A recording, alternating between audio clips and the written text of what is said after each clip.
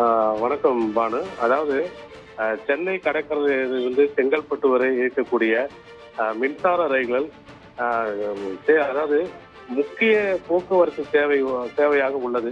இந்த சென்னை புறநகர் மற்றும் சென்னை உள்பகுதிகளை இணைக்கக்கூடிய போக்குவரத்து சேவையாக இருப்பதால் தினமும் பல ஆயிரக்கணக்கான பயணிகள் ரயிலில் போக்குவரத்தை பயன்படுத்துகின்றனர்.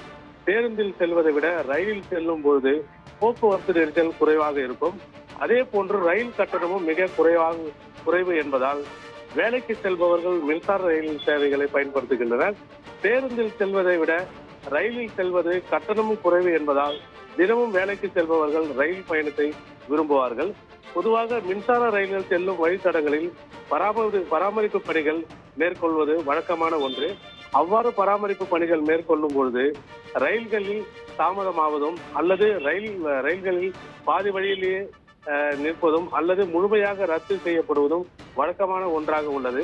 அந்த வகையில் சென்னை கடற்கரையிலிருந்து தாம்பரம் மற்றும் செங்கல்பட்டு செல்லும் முக்கிய ரயில்களில் வருகின்ற ஜூலை 23ஆம் தேதியிலிருந்து ஆகஸ்ட் 14ஆம் தேதி வரை இந்த ரயில் சேவையானது ரத்து செய்யப்படும் என ஒரு அறிவிப்பு ரயில்வே துறை வெளியிடப்பட்டுள்ளது.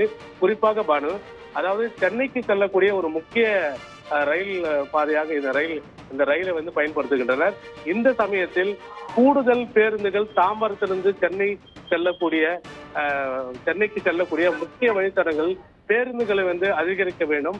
அதே போன்று முக்கிய வழித்தடங்கள் அந்த பேருந்துகள் சரியாக செயல்படுகிறதா என்ற ஒரு கண்காணிப்பு இந்த ரயில் சேவை திரும்பவும் சரி செய்யும் வகையில் சரியாகும் வகையில் அந்த கண்காணிக்க ஒரு அதிகாரிகளும் அமைக்கப்பட வேண்டும். பேருந்து நிலையத்தில் அவ்வப்போது உடனடியாக கிளம்பக்கூடிய பேருந்துகளும் இயக்கப்பட வேண்டும் என்பது பொதுமக்களின் ஒரு பிரதான கோரிக்கையாக உள்ளது பானு.